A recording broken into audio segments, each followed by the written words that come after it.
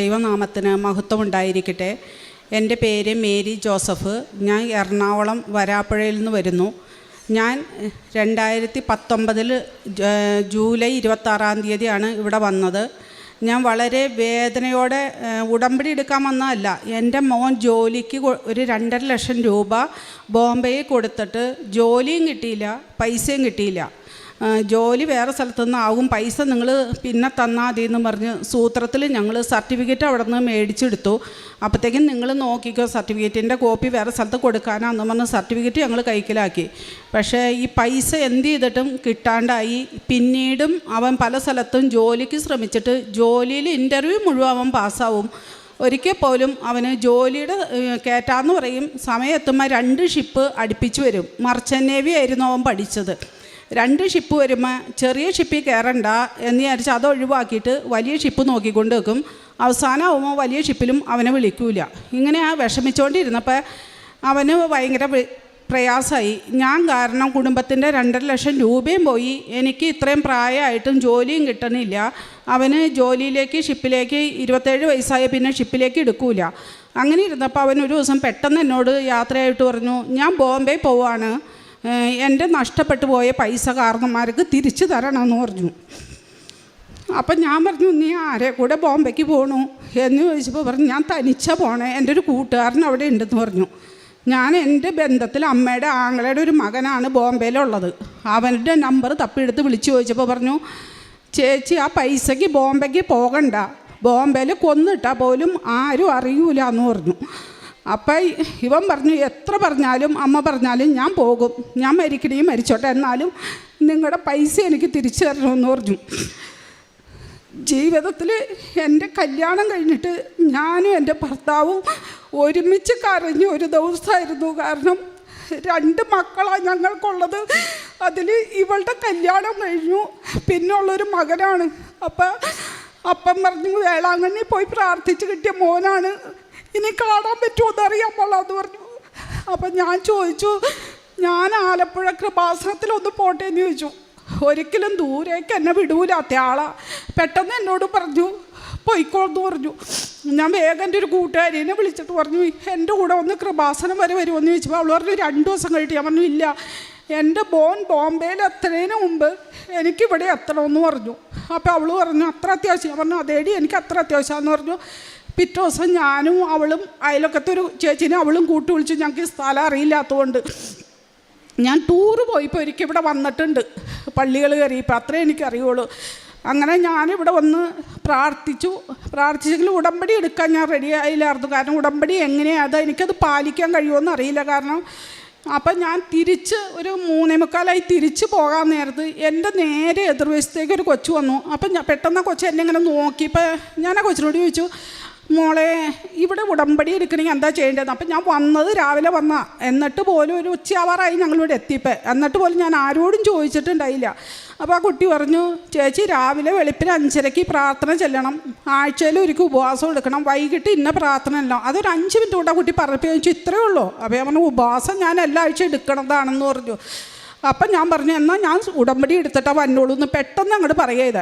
അപ്പോൾ എൻ്റെ കൂടെയുള്ളവർ പറഞ്ഞു, മേരി സമയം വൈകുമെന്ന് പറഞ്ഞു. ഇല്ല, ഞാൻ ഉടമ്പടി എടുത്തിട്ടാണ് വരുള്ളൂ, നിങ്ങൾ പോകണമെങ്കിൽ പൊയ്ക്കോ എന്ന് പറഞ്ഞപ്പോൾ അവരും ഞാനും ഉടമ്പടി എടുത്തു. അന്ന് 6 നിയോഗം പറഞ്ഞപ്പോൾ ഞാൻ ആദ്യം വെച്ചത് എൻ്റെ മോൻ ജീവനോടെ തിരിച്ചെത്തണമെന്നാണ്. കാരണം അല്ലെങ്കിൽ പിന്നെ എനിക്ക് 5 ഉടമ്പടി കൊണ്ട് 5 ആവശ്യം കൊണ്ട് ഒരു പ്രയോജനം ഉണ്ടാവില്ല. ആ ആദ്യത്തെ നിയോഗം തന്നെ എൻ്റെ മോൻ ഒരു കുഴപ്പം കൂടാതെ തിരിച്ചെത്തി. കൂടാതെ അവൻ്റെ കൂട്ടുകാരൻ പയ്യന് ഹോട്ടലിലായിരുന്നു, അവൻ അവിടുത്തെ ഒരാളെ പരിചയപ്പെടുത്തി കൊടുത്തു, ഇന്നോണം പൈസയ്ക്ക് അവരായിട്ട് സംസാരിക്കാൻ. അപ്പോൾ അയാൾ സംസാരിച്ചോളാമെന്നും പറഞ്ഞ് അങ്ങനെ ഒരാളെയും കണ്ടുപിടിച്ചിട്ടാണ് അവൻ തിരിച്ചു വന്നത്. 2ാമത്തെ ഉടമ്പടി ഞാൻ വെച്ചത്, ഇവൻ തിരിച്ചെത്താണെങ്കിൽ അവനൊരു ജോലി അല്ലെങ്കിൽ അനുഗ്രഹിക്കണം. അവൻ വളരെ നിരാശയിലാണ് മാതാവേന്നും പറഞ്ഞായിരുന്നു. അങ്ങനെ അവന് പിന്നീട് അവരും ഇവിടെ മാസം പ്രാർത്ഥന ഉണ്ടായിരുന്നു. അപ്പോൾ അവനും ഇവിടെ വരുമായിരുന്നു. അങ്ങനെ ഞങ്ങൾ ഈ പൈസ അവിടെ കൊടുത്തത് കൂടാതെ ഈ വൈറ്റ്ലയിലൊരു ഓഫീസിലും വീണ്ടും 60,000 രൂപ കൊടുത്തു. വീണ്ടും അവിടെ 3 ലക്ഷം രൂപയും കൂടി പിന്നെ കൊടുക്കണം. അപ്പോൾ ഞാനിങ്ങനെ വിഷമിച്ചിരിക്കുക, വേലയെടുത്ത് മുഴുവൻ തീർന്നുകൊണ്ടിരിക്കുകയാണല്ലോ, മാതാവ് എന്ത് ചെയ്യുമെന്ന് ഓർത്ത്. അപ്പം അച്ഛൻ ഈ അൾത്താരേന്ന് വിളിച്ച് പറയാണ്, ഭയങ്കര തിരക്കായിരുന്നു, ഞങ്ങൾ ഫ്രണ്ടിൽ അവിടെ ഇരുന്നത്. അപ്പം എനിക്ക് എഴുന്നേക്കാനും പറ്റില്ല, ഇരിക്കാനും പറ്റാത്ത ഞാനാ.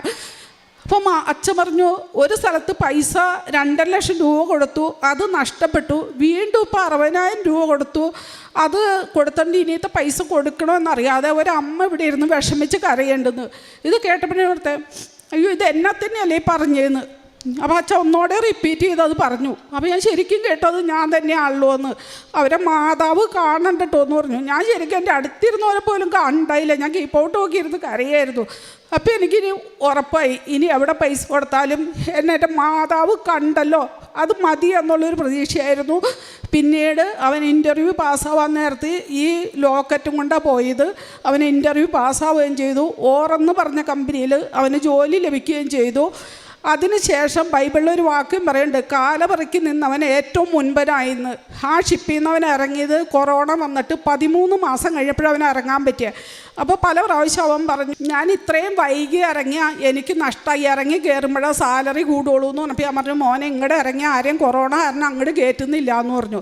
അങ്ങനെ 13 മാസം കഴിഞ്ഞാണ് ഇറങ്ങിയപ്പോൾ അവന് അത്രയും നാൾ ആ ഷിപ്പിൽ നിന്ന കാരണം കൊണ്ട് നല്ലൊരു സർട്ടിഫിക്കറ്റാണ് അവിടുത്തെ ക്യാപ്റ്റൻ കൊടുത്തത്. അതായത് സ്വന്തമായിട്ട് എല്ലാ കാര്യങ്ങളും മാനേജ് ചെയ്യാൻ കഴിയുന്ന എന്നുള്ള സർട്ടിഫിക്കറ്റായിരുന്നു. അത് കാരണം അവൻ ഇറങ്ങിക്കഴിഞ്ഞപ്പോൾ പിന്നീട് അപേക്ഷിച്ചപ്പോൾ അതിനേലും നല്ലൊരു കമ്പനിയിലേക്ക് കിട്ടി. ഇപ്പോൾ ഏറ്റവും നല്ല കമ്പനിയായ ടോം കമ്പനിയിൽ ഏറ്റവും നല്ല സാലറിയോടെ ദൈവം മാതാവും തിരുക്കുമാരനും എൻ്റെ മോന് ജോലി നൽകി അനുഗ്രഹിച്ചു. ഈ കൃപാസനത്തിൽ വന്നിട്ടുണ്ടായിരുന്നില്ലായിരുന്നെങ്കിൽ ഒരിക്കൽ പോലും ഞങ്ങൾക്ക് ആ നിലയിലെത്താൻ സാധിക്കില്ലായിരുന്നു. 3ാമത്തെ നിയോഗം വെച്ചത് എൻ്റെ ഈ മോക്ക് വേണ്ടിയിട്ടാണ്. ഇവൾ പഠിക്കുമ്പോഴൊക്കെ വളരെ പഠിക്കാൻ പിറകിലായിരുന്നു. അപ്പോഴൊക്കെ ഞാൻ ഓർത്ത് വിഷമിച്ചിട്ടുണ്ട്. അന്നേകാലം ചെറുതായിരുന്നപ്പോൾ ഞാൻ കൂട്ടുകുടുംബത്തിൽ മൂത്ത ആളായിട്ട് വന്നേ. മക്കളെ പഠിപ്പിക്കേണ്ട സമയത്തൊന്നും ഞാൻ പഠിപ്പിക്കാൻ പറ്റിയില്ല. എനിക്ക് എല്ലാവരെയും നോക്കേണ്ട ഉത്തരവാദിത്തങ്ങളുണ്ടായിരുന്നു. പിന്നീട് ഞങ്ങൾക്ക് സാമ്പത്തിക ബുദ്ധിമുട്ടുള്ള കാരണം ഞാൻ ഇൻഷുറൻസ് ഏജൻ്റായിട്ട് ജോലി നോക്കായിരുന്നു. അപ്പോഴും എൻ്റെ കുട്ടികളെ ഇരുത്തി പഠിപ്പിക്കാൻ പറ്റിയില്ലോ എന്നോർത്ത് ഞാൻ ഒരുപാട് വിഷമിച്ചിട്ടുണ്ട്. അത് കാരണം ഇവളെ നേഴ്സിംഗ് കഴിഞ്ഞ് ഇവൾക്ക് UK പുറത്ത് രാജ്യത്തേക്ക് പോകണമെന്ന് പറഞ്ഞപ്പോൾ ഞാൻ മാതാവിനോട് പറഞ്ഞു, മാതാവേ IELTS OET ഇതിന് എഴുതാൻ അറിയാൻ പറ്റുമെന്ന് എനിക്കറിയാൻ പാടില്ല, എഴുതിയിട്ടാണ് പോകാൻ പറ്റണേ, എഴുതാണ്ട് പോകാൻ പറ്റുമോ, ഇതൊന്നും മാതാവിനോട് പറയാം, എനിക്കറിയില്ല കേട്ടോ മാതാവേ. അതുകൊണ്ട് മാതാവ് എങ്ങനെയെങ്കിലും അവളെ അവിടെ എത്തിക്കണേന്ന് പറയാനോ അറിയാനോ എനിക്ക് പറ്റുള്ളൂ എന്ന് പറഞ്ഞു. അങ്ങനെ ഇവളൊരു ദിവസം പറഞ്ഞു, ഞാൻ OET എഴുതി പാസ്സാവൂല, അതുകൊണ്ട് ഞാൻ അല്ലാതെ പൊക്കോളാം എന്ന് പറഞ്ഞു. ഇനി അവൾ പോയ കാര്യം അവൾ തന്നെ പറയും. ഞാൻ OET പഠിക്കാൻ പോയപ്പോൾ എനിക്ക് ഭയങ്കര പാടായിരുന്നു. 10-7 എൻ്റെ സ്കോറ് കിട്ടണത്. അപ്പോൾ എഴുതിയാൽ ജയിക്കൂലെന്ന് എനിക്ക് തന്നെ അറിയാമായിരുന്നു. അപ്പോൾ അതുകൊണ്ട് ഞാൻ കേരള വിസയിൽ പോയി. അപ്പോൾ ഇവിടെ നിന്ന് പോകുമ്പോൾ എല്ലാവരെയും പോലെ അത്ര ബുദ്ധിമുട്ടായിരിക്കുമെന്ന് വിചാരിച്ചില്ലായിരുന്നു. അത് കഴിഞ്ഞ് ഞാൻ അവിടെ ചെന്ന് കഴിഞ്ഞപ്പോൾ അവർ ഭയങ്കര മെൻ്റൽ ടോർച്ചറിങ് ആയിരുന്നു എനിക്ക്. അവരെന്നോട് ഏതെങ്കിലും പറയും COS ക്യാൻസൽ ചെയ്യുമെന്ന്. അതില്ലാതെ നമുക്ക് അവിടെ നിൽക്കാൻ പറ്റില്ല, അപ്പോൾ തിരിച്ച് ഇന്ത്യയിലേക്ക് വരേണ്ടി വരും.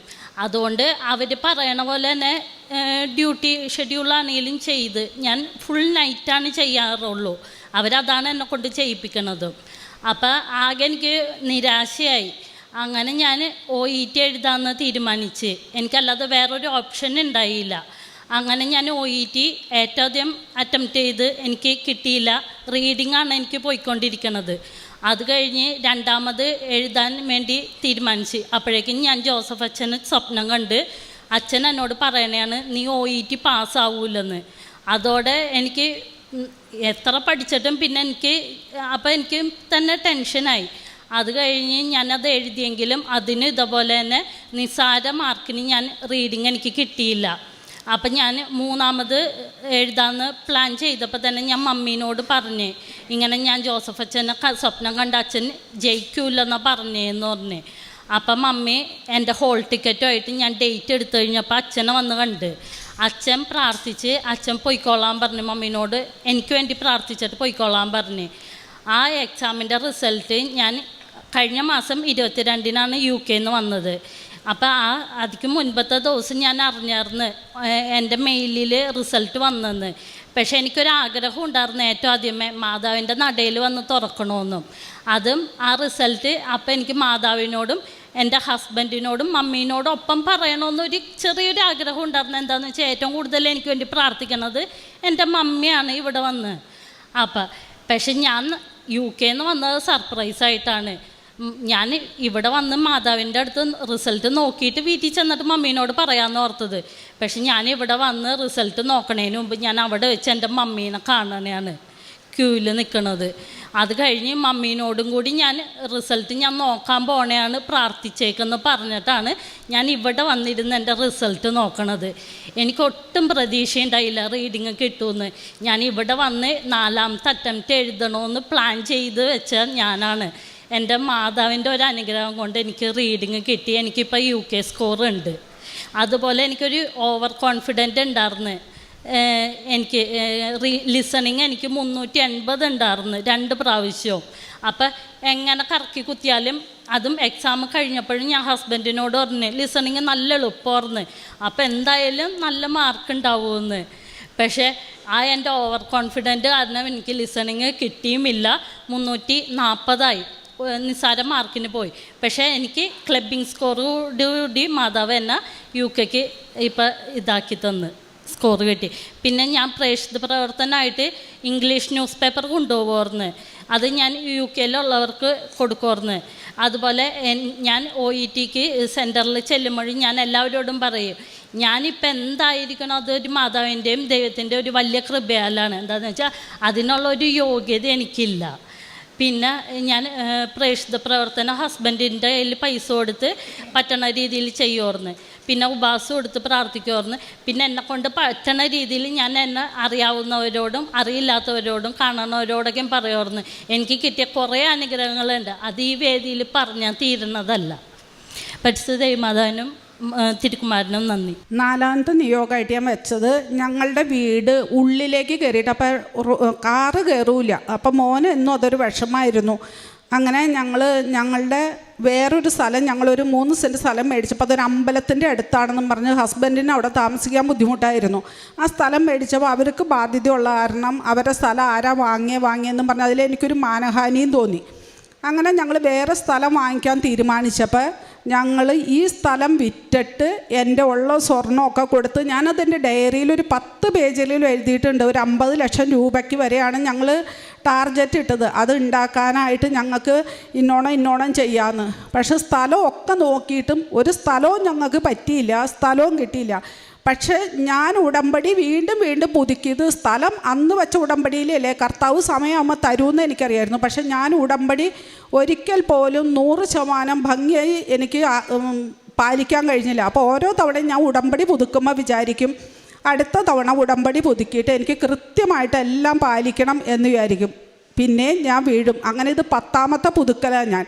അപ്പോഴൊക്കെ എൻ്റെ സ്ഥലം കിട്ടാണ്ടായപ്പോഴൊക്കെ എന്നെ എല്ലാവരും വീട്ടുകാരൊക്കെ ചോദിച്ചു നീ ഏത് സ്ഥലം അങ്ങനെ വാങ്ങിക്കാൻ നോക്കണം, നിങ്ങളുടെ നാട്ടിൽ സ്ഥലം ഇല്ലേ എന്നൊക്കെ ചോദിച്ചപ്പോൾ ഞാൻ പറഞ്ഞു ദൈവത്തിൻ്റെ അടുത്ത് ഒന്നും കൊടുത്ത് ഏൽപ്പിച്ചിട്ടില്ല, തരുമ്പോൾ സന്തോഷത്തോടെ മേടിക്കാം, അല്ലാണ്ട് ഒന്നും കൊടുത്ത് ഏൽപ്പിച്ചിട്ടില്ലോ എന്ന് പറഞ്ഞു. പക്ഷേ ഞങ്ങൾ ഓരോ സ്ഥലം നോക്കി കണ്ടത് മോന് ഇഷ്ടമാവേണ്ടതും മറ്റുള്ളവരെന്നെ കളിയാക്കാനും തുടങ്ങി.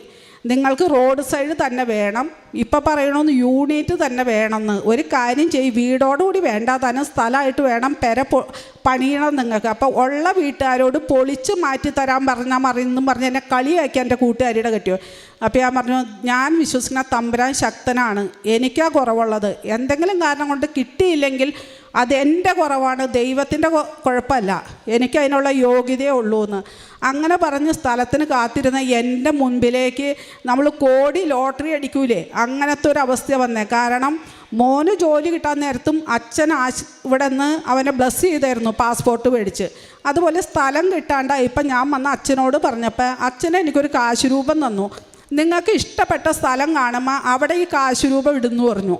ഞാൻ കണ്ട സ്ഥലം ഒന്നും ഇഷ്ടമായില്ല. പിന്നെ കണ്ട സ്ഥലം 16 സെൻറ്റ് സ്ഥലം 7 ലക്ഷം രൂപ വെച്ച് 1 കോടിക്ക് മുകളിൽ.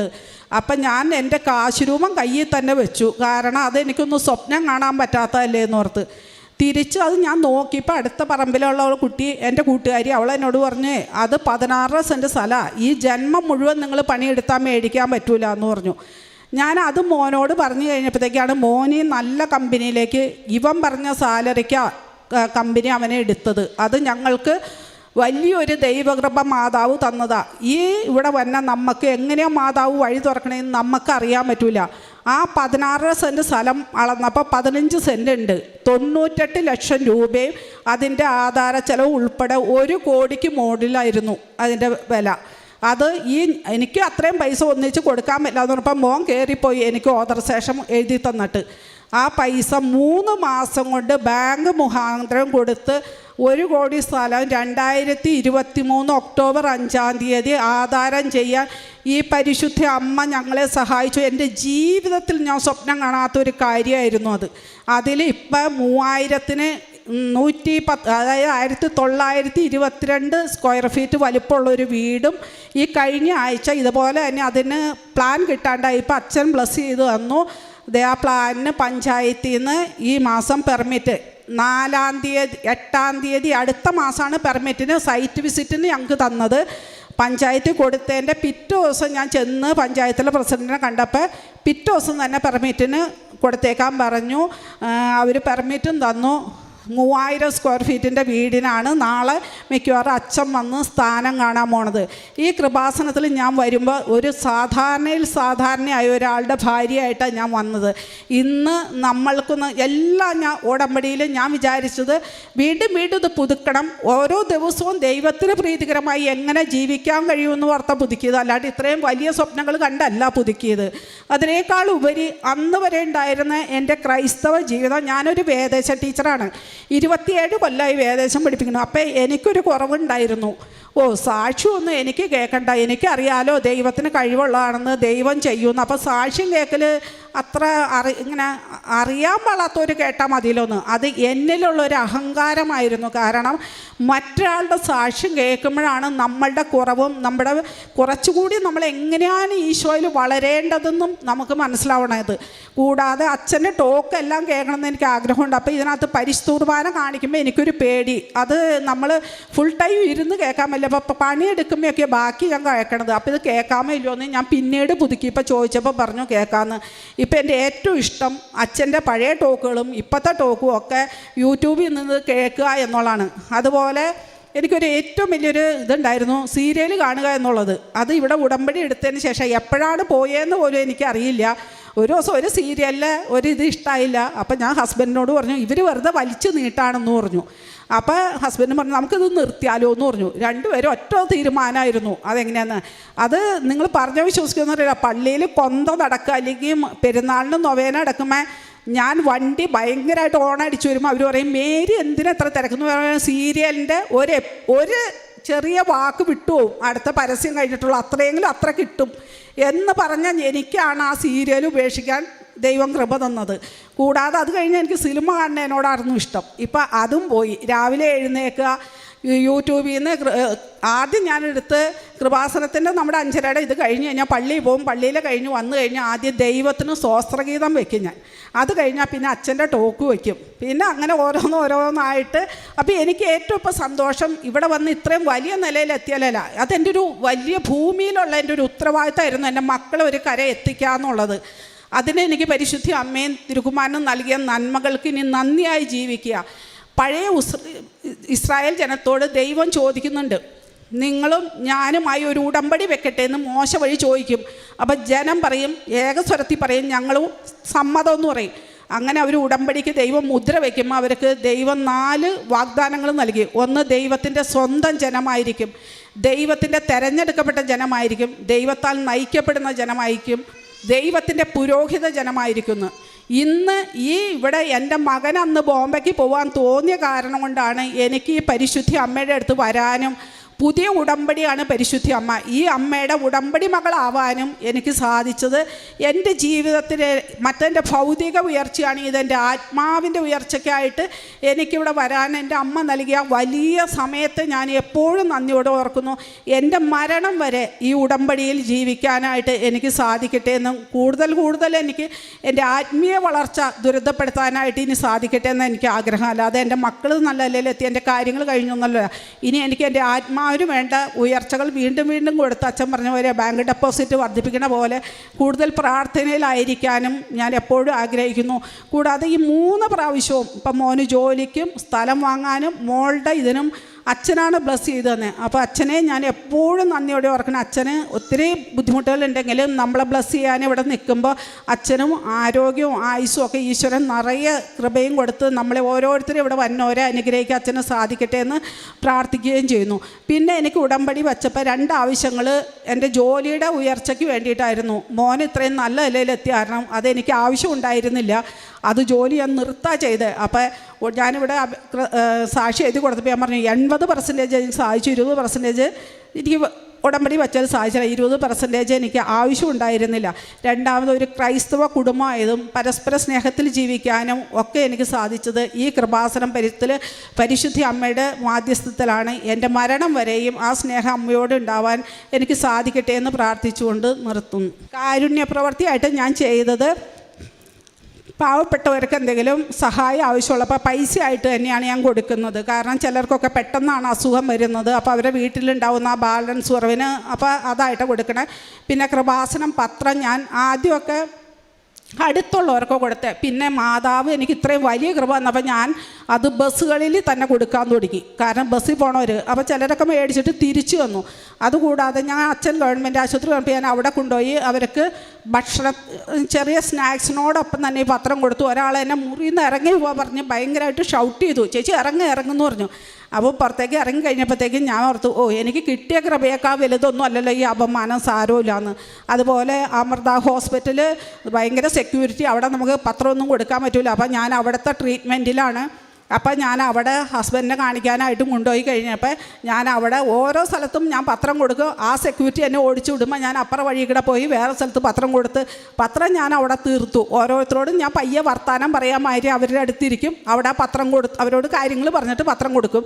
അടുത്ത സ്ഥലത്ത് നിന്ന് അടുത്ത ആളുടെ അടുത്തിരിക്കും, കാര്യങ്ങൾ പറയും. എന്നിട്ടൊന്ന് വായിച്ച് നോക്ക്, മതം മാറ്റമൊന്നും അല്ല, നിങ്ങൾ വെറുതെ വായിക്കുക. അപ്പം മാതാവ് നിങ്ങൾക്ക് ഇത് വിധിച്ചിട്ടുണ്ടെങ്കിൽ നിങ്ങളുടെ നിസ്സഹായ സമയത്ത് നിങ്ങളുടെ അടുത്ത് എത്തിക്കോളും മാതാവ് എന്ന് പറഞ്ഞു. ഗവൺമെൻറ് ആശുപത്രി ചിലപ്പോൾ ഒരു ചേച്ചി ഇവിടേക്ക് നമുക്ക് പൈസയും തന്നോട്ട് ഇവിടെ നേർച്ച ഇടുന്നു പറഞ്ഞ് അവർ ഇവിടെ വരുമെന്ന് പറഞ്ഞു. 2-3 ഹിന്ദുക്കൾ വന്നു. ഇപ്പം ഞാൻ കൊണ്ടുപോയി വെച്ചേക്കണ പത്രവും ഞങ്ങളുടെ അടുത്തുള്ള ഹിന്ദുക്കൾക്ക് അറിയണ പള്ളി കൊടുത്തിട്ട് കാര്യമില്ലല്ലോ, അറിയാത്തവർക്ക് കൊടുക്കാമെന്ന് ഓർത്ത് അവിടെയാണ് ഞാനത് വെച്ചേക്കണത്. 121 5 മുതൽ 8 വരെ തിരുവചനങ്ങൾ. കർത്താവാണ് നിൻ്റെ കാവൽക്കാരൻ, നിനക്ക് തണലേകാൻ അവിടുന്ന് നിൻ്റെ വലത് ഭാഗത്തുണ്ട്. പകൽ സൂര്യനോ രാത്രി ചന്ദ്രനോ നിന്നെ ഉപദ്രവിക്കുകയില്ല. സകല തിന്മകളിൽ നിന്ന് കർത്താവ് നിന്നെ കാത്തുകൊള്ളും. അവിടുന്ന് നിൻ്റെ ജീവൻ സംരക്ഷിക്കും. കർത്താവ് നിൻ്റെ വ്യാപാരങ്ങളെ ഇന്നും എന്നേക്കും കാത്തുകൊള്ളും. മേരി ജോസഫ് എന്ന ഈ സഹോദരിയും മകളും കുടുംബത്തിന് ലഭിച്ച ഓരോ അനുഗ്രഹത്തെയും വലിയ സന്തോഷത്തോടും നന്ദിയോടും കൂടി കൃപാസന മാതാവിൻ്റെ തിരുനടയിൽ സാക്ഷ്യപ്പെടുത്തുകയാണ്. ഏറ്റവും ക്ലേശകരമായ ജീവിത സാഹചര്യത്തിലാണ് ചേച്ചി ഇവിടെ ഉടമ്പടി എടുക്കുവാൻ വന്നതെന്ന് ആദ്യം തന്നെ സൂചിപ്പിച്ചു. മകന് 2 ലക്ഷത്തിലധികം രൂപ ജോലിക്ക് വേണ്ടി കൊടുത്തത് ഏറെ നാളായി പരിശ്രമിച്ച് ജോലി കിട്ടാതെ നഷ്ടപ്പെട്ടു. അതുകൊണ്ട് പണം തിരികെ വാങ്ങുവാൻ മകൻ ബോംബെയിലേക്ക് പോകാൻ തീരുമാനിച്ചു. അവിടെ ചെന്നാൽ പണം കിട്ടത്തില്ല, ചിലപ്പോൾ കൊന്നുകളയുവാൻ വരെ സാധ്യതയുണ്ടെന്ന് അവിടുന്ന് അറിയാവുന്നവർ വിളിച്ചു പറയുന്നു. ഈ ഒരു പ്രതിസന്ധിയിലാണ് സഹോദരി ഇവിടെ വന്ന് മകൻ ബോംബെയിൽ എത്തും മുമ്പ് ഇവിടെ എത്തുന്നതിന് വേണ്ടി ഇവിടെ ഓടിയെത്തി ഉടമ്പടി എടുക്കുന്നത്. സഹോദരി പറയുന്നുണ്ട്, ഇവിടെ അമ്മ മാതാവിൻ്റെ തിരുനടയിൽ കണ്ണീരോടുകൂടി മകന് വേണ്ടി പ്രാർത്ഥിച്ച്, മകൻ്റെ ജീവന് വേണ്ടി പ്രാർത്ഥിച്ച് ഉടമ്പടി എടുത്ത് അന്ന് മടങ്ങിപ്പോകുന്നു. അമ്മ കൊടുത്ത ആദ്യത്തെ അനുഗ്രഹം അവിടെ ഒരു വ്യക്തിയെ കണ്ടെത്തുവാൻ സഹായിച്ചു. ആ വ്യക്തിയിലൂടെ ആ പണം കൊടുക്കേണ്ട ഏജൻസിയുമായി സംസാരിക്കുവാൻ സഹായിച്ചു. പല തവണയായിട്ട് ആ പണം കുടുംബത്തിന് തിരികെ ലഭിച്ചു എന്നുള്ളതാണ്. രണ്ടാമത്തത്, ഇവിടെ കുടുംബം ആഗ്രഹിച്ചൊരു വിഷയമായിരുന്നു മകൻ്റെ ജോലി ഒന്ന് സുസ്ഥിരമാകണം. എത്ര നാൾ പരിശ്രമിച്ചും നടക്കാതിരുന്ന ജോലിയുടെ കാലഘട്ടത്തിൽ പണം കൊടുത്തത് പാഴാകുമോ എന്ന് പേടിച്ചിരിക്കുമ്പോൾ അച്ഛൻ്റെ ധ്യാനത്തിൽ അച്ഛൻ വിളിച്ചു പറയുന്നു, 2.5 ലക്ഷം കൊടുത്ത് നഷ്ടപ്പെട്ടതുപോലെ ഇരിക്കുന്ന കുടുംബം, 60,000 ഇപ്പോൾ കൊടുത്തിരിക്കുന്ന കുടുംബം, അവരെ മാതാവ് കാണുന്നുവെന്ന്. ശരിക്കും അച്ഛൻ്റെ ധ്യാനത്തിലെ സന്ദേശമാണ് കുടുംബത്തെ ഉറപ്പിച്ചു നിർത്തിയതും മാതാവിൻ്റെ സംരക്ഷണയിൽ തങ്ങളുടെ ജീവിത പ്രശ്നങ്ങളുണ്ടെന്ന് അവർക്ക് ബോധ്യപ്പെടുവാനായിട്ട് കൃപ കൊടുത്തതും. പിന്നീട് സഹോദരി പറയുന്നുണ്ട്, ഏറ്റവും മികച്ച ഷിപ്പിംഗ് കമ്പനിയിലേക്ക് അവന് ജോലി കിട്ടി. കോവിഡ് കാലത്ത് ദീർഘനാൾ അതിൽ ജോലി ചെയ്യേണ്ടി വന്നു. അതുകൊണ്ട് ഏറ്റവും മികച്ച സർട്ടിഫിക്കറ്റ് കിട്ടി. പിന്നീട് അവൻ പറഞ്ഞ സാലറിക്ക് അവനെ ഷിപ്പിലെടുക്കുന്ന വിധത്തിൽ അവന് പുരോഗതി ഉണ്ടായി. ഇന്ന് ഏറ്റവും മികച്ച കമ്പനിയിൽ ഏറ്റവും മികച്ച റെമ്യൂണറേഷനോട് കൂടി അവന് ജോലിയെടുക്കുവാൻ സാധിക്കുന്നു. അതിൻ്റെ ഓരോ പ്രോസസ്സിനും ഇവിടെ അച്ഛൻ്റെ അരികിൽ കൊണ്ടുവന്ന പാസ്പോർട്ട് കൊടുത്ത് അച്ഛനത് അമ്മ മാതാവിനും ഈശോയ്ക്ക് സമർപ്പിച്ച് പ്രാർത്ഥിച്ച് സൈത്യപൂശി ബലപ്പെടുത്തി അമ്മയുടെ സംരക്ഷണയിൽ മാത്രം നയിച്ചുകൊണ്ടിരുന്നു. അതെപ്പോഴും കുടുംബത്തിന് അനുഗ്രഹമായതിനെ സാക്ഷ്യപ്പെടുത്തി. മറ്റൊന്ന്, മകളുടെ OET പരീക്ഷ വിജയിച്ച വിഷയമാണ്. മകൾ ഇവിടുന്ന് OET എഴുതി ജയിക്കില്ല, അതുകൊണ്ട് കേരള വിസയിൽ പോകാമെന്ന് കരുതി അവിടെ ചെല്ലുന്നു. ഏറെ ക്ലേശകരമായ ജോലി അവിടെ ചെയ്യുന്നു. രാത്രി മാത്രമുള്ള ജോലി, വളരെ ഭാരമുള്ള വ്യക്തികൾ, എപ്പോഴും തിരികെ അയക്കുമെന്ന ഭീഷണി. അങ്ങനെ തികച്ചും മാനസികമായ സമ്മർദ്ദത്തിൽ നിൽക്കുമ്പോഴാണ് അമ്മ മാതാവിനെക്കുറിച്ച് വീണ്ടും അമ്മയോട് വിളിച്ചു പറഞ്ഞ് ഉടമ്പടിയിൽ നിയോഗം വെച്ച് പ്രാർത്ഥിച്ചു തുടങ്ങുന്നത്. മകൾ പറയുന്നുണ്ട്, അവിടെ 2 തവണ OET എഴുതി പരാജയപ്പെട്ട് പിന്നീട് അടുത്ത 3ാമത്തെ തവണ എഴുതുമ്പോൾ അമ്മയുടെ സന്നിധിയിൽ സംരക്ഷണയിൽ തന്നെ സമർപ്പിച്ച് ഉടമ്പടി എടുത്താണ് ആ പരീക്ഷയ്ക്ക് വേണ്ടി മകൾ തയ്യാറായതും എഴുതിയതും. അത് ഇവിടെ തന്നെ വന്ന് അതിൻ്റെ റിസൾട്ട് വരുമ്പോൾ തുറന്നു നോക്കുന്നു.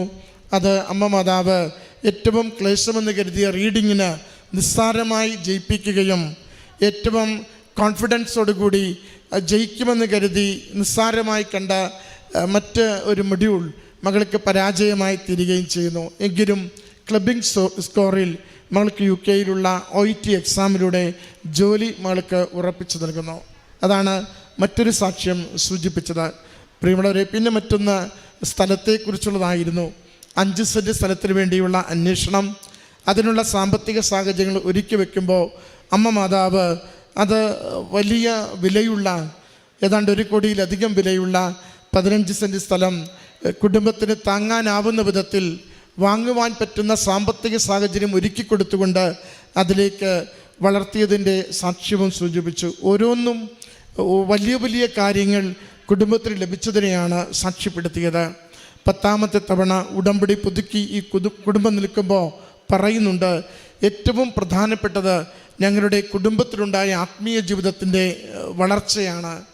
സീരിയലിൽ നിന്നും അമ്മ മാതാവിൻ്റെ പ്രാർത്ഥനയിലേക്ക്, സ്വാർത്ഥതയിൽ നിന്നും മറ്റുള്ളവർക്ക് നന്മ ചെയ്യുവാനുള്ള പ്രവൃത്തികളിലേക്ക്, സ്വയം കഴിവിൽ ആശ്രയിക്കുന്ന മനോഭാവത്തിൽ നിന്നും ദൈവത്തിൽ ആശ്രയിച്ചുകൊണ്ടുള്ള പദ്ധതികൾ രൂപപ്പെടുത്തുന്നതിലേക്ക്, ഞങ്ങളുടെ കഴിവോ സമ്പത്തോ ഒന്നുമല്ല, ദൈവത്തിൻ്റെ കൃപ മാത്രമാണ് ജീവിതത്തിൽ തുടർച്ചയായി കിട്ടുന്ന ഓരോ നന്മയെന്ന് തിരിച്ചറിയുവാനുള്ള വലിയ കൃപ കുടുംബത്തിന് ലഭിച്ചതിനെയാണ് ഈ അൾത്താരയിൽ സാക്ഷ്യപ്പെടുത്തുന്നത്. ഒടുവിൽ പറഞ്ഞു, പുതിയ കാലത്തിൻ്റെ ഉടമ്പടി അത് പരിശുദ്ധമ്മയോട് ചേർന്നുള്ള ഉടമ്പടിയാണ്. പുതിയ കാലത്തിൻ്റെ ഉടമ്പടി അത് ആത്മവിശുദ്ധീകരണത്തിൻ്റെ ഉടമ്പടിയാണ്. അമ്മ മാതാവ് നമ്മളെ ഓരോരുത്തരെയും ഈ ആലയത്തിലേക്ക് ചേർത്ത് കൊണ്ടുവരുമ്പോൾ നമ്മളോട് പറയും, പാപങ്ങൾ വെറുത്തുപേക്ഷിക്കുക, ദൈവത്തെ കറയില്ലാതെ സ്നേഹിക്കുക, സഹോദരങ്ങൾക്ക് നിർമ്മല ഹൃദയത്തോടെ നന്മ ചെയ്യുക, ദൈവനാമത്തെ ഏതു പ്രതിസന്ധിയുടെയും ഏത് പ്രതിലോമകരമായ സാഹചര്യത്തിലും പ്രഘോഷിക്കുവാനായിട്ട് ധൈര്യമുള്ളവരാവുക, നിങ്ങളുടെ പേരുകൾ സ്വർഗത്തിൽ എഴുതപ്പെട്ടിരിക്കുമെന്ന്. ഇതാണ് ഉടമ്പടി ഈ കാലത്തിൽ കൈമാറുന്ന സന്ദേശം. അതിൻ്റെ സാക്ഷ്യമാണ് ഈ കുടുംബം ഈ അൾത്താരയിൽ പങ്കുവെച്ചത്. കുടുംബത്തിന് ലഭിച്ച എല്ലാ നന്മകൾക്കും അമ്മ മാതാവിനും തിരുക്കുമാരനും നന്ദി പറഞ്ഞുകൊണ്ട് കരങ്ങളടിച്ച് ഈ സാക്ഷ്യം സമർപ്പിക്കാം.